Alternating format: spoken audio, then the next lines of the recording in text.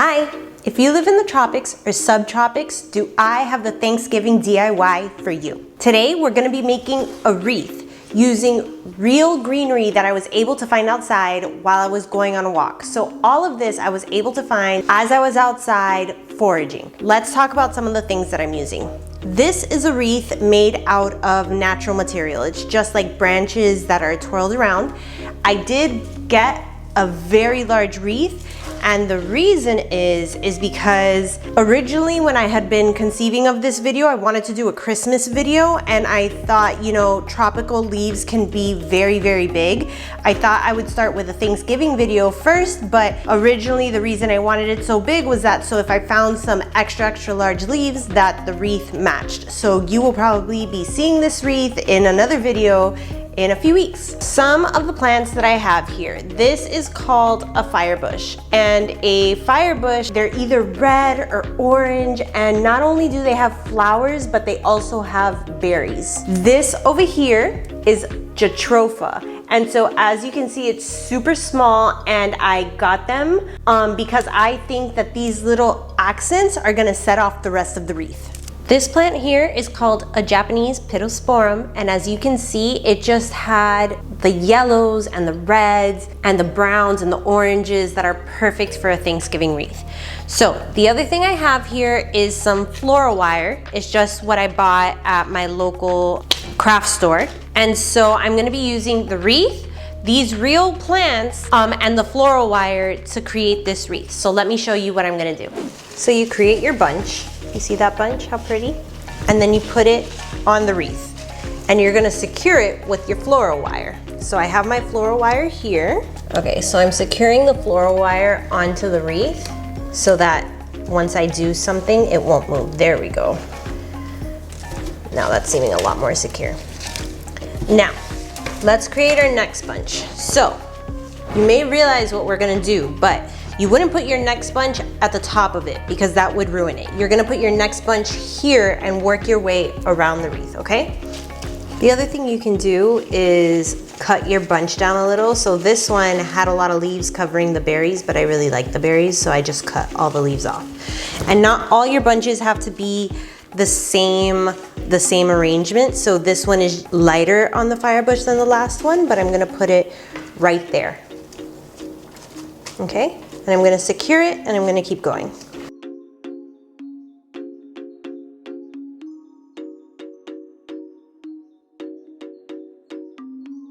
There we go.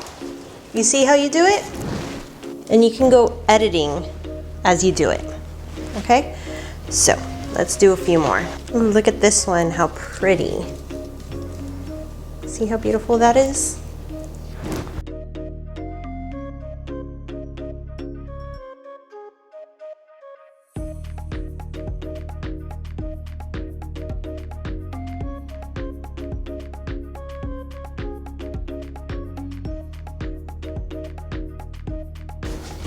So look at this bunch.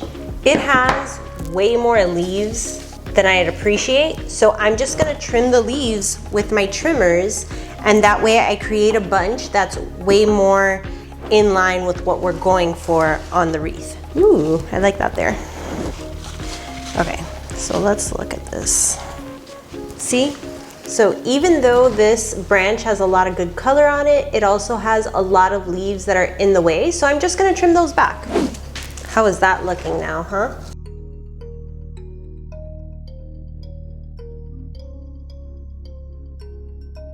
That might be the prettiest branch on this wreath.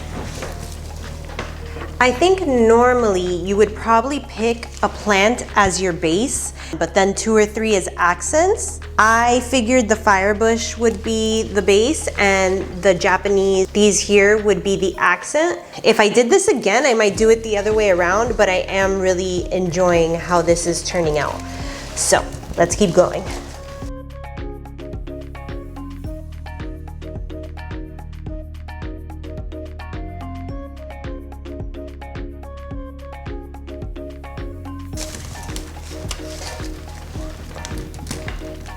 Floral wire is getting all tangled. Never worked with floral wire before, so I guess this is just one of the learning curves, I suppose. Don't know where it got tangled or why or how, but here we are. One of the things that you haven't really seen from the fire bush are the berries. Look at how pretty they are. So we just have a little bit more to go.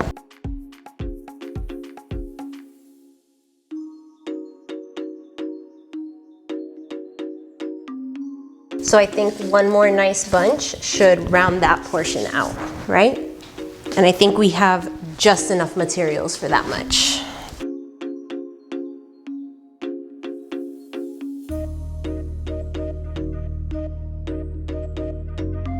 Since I'm done, I cut a piece of floral wire and I'm just gonna fasten it to one of the branches. I don't know if you can see that happening.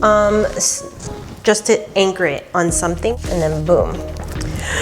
Guys, look at this wreath. So now I'm gonna go in and just pop in little accents of the jatropha, because I thought that that would really set this off. When I went and plucked the jatropha, it really wasn't in a way where you could cut like a branch to include it. So I'm going ahead and putting the jatropha in the wreath to set it off the way you would when you put like picks in the Christmas tree.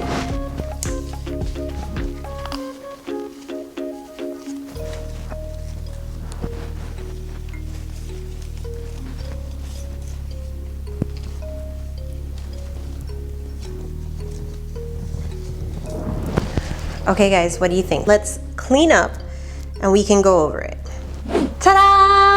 So here's the wreath. This is what it ended up looking like. Let's talk about it for a second. So I think that this side over here looks significantly different than this side over here. And the reason is that this is the side that I finished on.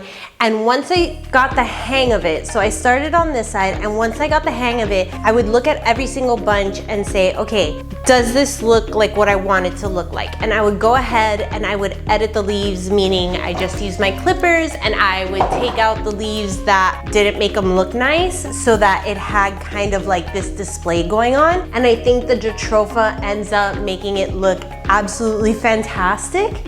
And so this is what I did. I'm gonna be doing a Christmas wreath as well. So in the comments, let me know what you liked, what you didn't like, and subscribe so that when I do my Christmas wreath, you can see that, okay? Have a good one, bye.